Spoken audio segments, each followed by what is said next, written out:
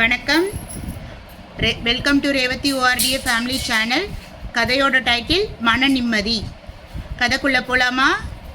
இப்போது ஒரு கோவிலில் ஒரு பூசாரி என்ன பண்ணிகிட்ருக்காரு? கோவிலில் பூஜை பண்ணிகிட்டே இருக்காரு. கோவிலில் பூஜை பண்ணி முடிச்சுட்டு எல்லா ஒர்க்கையும் முடிச்சுட்டு அவர் வெளியே வரும்போது ஒரு பக்தர் மட்டும் அவர்கிட்ட பேசுகிறதுக்காக வராரு. சரி, என்ன சொல்ல போகிறாருன்னு இவரும் ஒரு ஆச்சரியம் கலந்த ஒரு நின்றுட்டுருக்காரு. அந்த பக்தரும் அவர் பக்கத்தில் வந்து நின்றுட்டு, ஐயா, நான் கொஞ்ச நேரம் பூசாரியே, நான் உங்ககிட்ட கொஞ்ச நேரம் பேசணும். சொல்லுங்கள், என்ன விஷயம்? பரவாயில்ல, சொல்லுங்கள். உங்களுக்காக கடவுள்கிட்ட வேண்டிக்கணுமா, இல்லை ஸ்பெஷலாக ஏதாவது பூஜை பண்ணணுமா? சொல்லுங்கள் அப்படின்னு சொல்கிறாரு. அப்படியெல்லாம் ஒன்றும் இல்லைங்க, நான் கொஞ்சம் சில விஷயங்களை உங்ககிட்ட ஷேர் பண்ணணுன்னு ஆசைப்படுறேன் அப்படின்னு இவர் சொல்கிறாரு. சரி, என்கிட்ட சூப்பராக இருக்குது, என்கிட்ட நிறைய பணம் இருக்குது, நிறைய சொந்தக்காரங்க இருக்காங்க, அதுக்கப்புறம் தோட்டம் துறவு இப்படி நிறைய சொத்து இருக்குது. ஆனாலும் என்கிட்ட என்ன இல்லைன்னா ஒரே ஒரு விஷயம் மட்டும் இல்லைங்க, மன நிம்மதி மட்டும் இல்லைங்க அப்படின்னு சொல்கிறாரு. நான் ஒவ்வொரு நாளும் இந்த நிம்மதி இல்லாமல் தான் டெய்லியும் தவிச்சிட்ருக்கேன் அப்படின்னு சொல்கிறாரு. அப்படின்னா உங்களுக்கு நிம்மதி மட்டும் வேணும் இல்லைங்களா? அதுக்காக வேண்டி தான் நான் இங்கே வந்திருக்கேன், உங்களை பார்க்க வந்தேன் அப்படின்னு சொல்கிறாரு. சரி சரி அப்படின்னு, சரி இருங்க அப்படின்னு சொல்கிறாரு இந்த பூசாரியும். நானும் ஒவ்வொரு இடமா போய் அலைஞ்சிட்ருக்கேன், எனக்கு நிம்மதி வேணும் நிம்மதி வேணும்ன்ட்டு அந்த பக்தர் சொல்கிறாரு. உடனே அப்போது பூசாரி உடனே ஒரு விஷயத்த சொல்கிறாரு. நீங்கள் ஒவ்வொரு இடமா போய் அலைஞ்சிட்ருக்கீங்களா? எதை வேண்டி? நிம்மதியை வேண்டியா? அந்த நிம்மதி உங்ககிட்ட தாங்க இருக்குது, நீங்கள் ஒவ்வொரு இடமா போய் அலைஞ்சிட்ருக்கீங்க. உடனே பக்தர் ஆச்சரியத்தோட பூசாரியை பார்க்குறாரு. நான் அது இல்லைன்னு தானே ஒவ்வொரு இடமா தெரிஞ்சிட்ருக்கேன், இவர் என்னன்னா எனக்குள்ளேயே இருக்குன்னு சொல்கிறாரு அப்படின்னு சொல்கிறாரு. என்னையா சொல்கிறீங்க அப்படின்னு சொல்லவும், உடனே நான் எப்படி அதை எங்கே தேடணும்னு தெரியாமல் தானே அலைஞ்சிட்ருக்கேன்.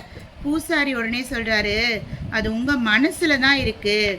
அதாவது உங்கள் மனசில் நீங்கள் நிம்மதியை தேடிக்கலாம், உங்கள் மனசுலையே நீங்கள் தேடிக்கலாம்.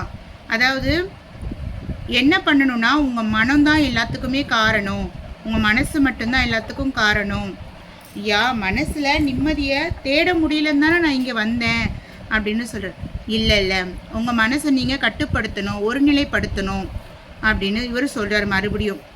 அதுக்கு நான் என்ன செய்யணும், நீங்கள் சொன்னீங்கன்னா எனக்கு ரொம்ப ஹெல்ப்ஃபுல்லாக இருக்கும் அப்படின்னு இவர் பக்தர் கேட்குறாரு. உடனே பூசாரி, சரி, டெய்லி உங்களோட ரொட்டீன் ஒர்க்ஸ் இருக்கு இல்லைங்களா, அதை எல்லாத்தையும் என்ன பண்ணுங்க, கரெக்ட் பண்ணுங்க, அதை எல்லாத்தையும் ஒரு ஒழுங்குமுறைக்கு கொண்டு வாங்க, உங்கள் மனசை என்ன பண்ணிடலாம், ஒருநிலைப்படுத்திடலாம் அப்படின்னு சொல்கிறாரு. இதுக்காக நீங்கள் ஒன்றும் புதுசாக போயிட்டு எந்த ஒரு காலேஜ்லேயோ எங்கேயும் போயிட்டு இன்ஸ்டியூட்லேயோ கோர்ஸ் எல்லாம் படிக்க வேண்டாம். உங்கள் மனசாட்சிக்கு துரோகம் செய்யாமல் உண்மையாக இருந்தாலே போதும். உங்கள் மனசாட்சிக்கு துரோகம் பண்ணாமல் உண்மையாக வாழ்ந்தாலே அந்த நிம்மதி உங்களுக்கு கிடைச்சிடும். பக்தரோ என்ன பண்ணுறாரு, பூசாரிக்கு நன்றி சொல்லிட்டு அங்கேருந்து என்ன பண்ணுறாரு, போயிடுறாரு. அதாவது அவர் தேடி வந்த ஒரு விஷயம் அவர்கிட்டயே இருந்துகிட்ருக்கு, அவருக்கு அதுக்கான விடை தெரியல. ஆனால் நம்ம பூசாரி மிக எளிதான ஒரு விடையை அவருக்கு சொல்லிட்டாரு. இதிலிருந்து நம்ம தெரிஞ்சுக்கிற கருத்து என்ன, யோசனை, நம்ம யோசிக்கிற விஷயம் ரொம்ப தெளிவாகவும் ரொம்ப ஷார்ட்டாக தான் இருக்கும். ஆனால் அதை நம்ம தெளிவாக இருந்தாலே போதும், அந்த செயலில் நம்ம என்ன பண்ணலாம், வெற்றி அடைய முடியும். இந்த விஷயத்த 1 மணி நேரத்தில் ஒரு ஜப்பான்காரன் என்ன பண்ணுவானா, ஏற்கனவே நான் ஒரு கதையில் சொல்லியிருக்கேன், ஒரு விஷயத்த இந்த டைம்குள்ளே முடிக்க முடியும்னா தான் அந்த வேலையை அவன் எடுப்பான். முடிக்க முடியாதுன்னா அந்த வேலை எவ்வளோ கோடியாக இருந்தாலும் சரி, எவ்வளோ மில்லியன் கணக்கில் போனாலும் சரி எடுக்க மாட்டான். ஏன்னா அவனுக்கு அந்த வேலையை முடிக்கணும், தான் அந்த விஷயத்தில் கரெக்டாக இருக்கணும். புரியுதுங்களா? அதுவும் ஒரு விதத்தில் மன நிம்மதிக்கான காரணம் தான்.